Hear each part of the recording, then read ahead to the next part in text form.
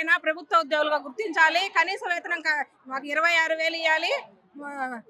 తెలంగాణతో సమానంగా మాకు వేతనాలు పెంచుతానని చెప్పి ఈ రోజు జగన్మోహన్ రెడ్డి 1000 రూపాయలు తెలంగాణ ప్రభుత్వం పైన అదనంగా ఇస్తానని చెప్పి ఈ రోజు మాట తప్పిన జగన్మోహన్ రెడ్డి మినీ అంగన్వాడీలు మెయిన్ అంగన్వాడీ చేస్తానన్నాడు.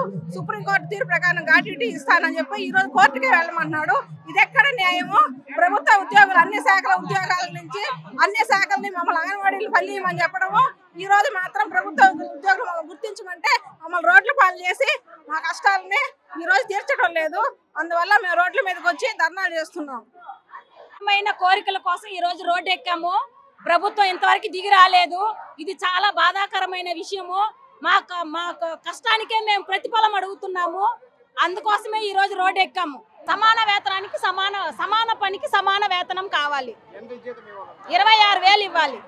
26,000 హైకోర్టు గ్రాడ్యుయేట్ అమలు చేయాలి. తెలంగాణ కన్నా అదనంగా 1000 రూపాయలు మీకు ఇస్తానన్న జగన్ అన్న ఈ రోజు దిగి వచ్చి మాకు ఆ కోరికను నెరవేర్చాలని ఈ రోజు రోడ్డు ఎక్కాము. అంగన్వాడీ పోరాటం 19వ రోజుకు చేరింది. ఈరోజు మంత్రి పెద్దిరెడ్డి రామచంద్రారెడ్డికి వినతి పత్రం ఇవ్వడానికి, అట్లే వాళ్ళ ఇంటి దగ్గర ధర్నా చేయడానికి రాష్ట్ర ప్రభుత్వం మాకు అంగన్వాడీ రాష్ట్రం నుంచి పిలుపు వచ్చింది. దానికి సంబంధించి ఈరోజు రావడం జరిగింది.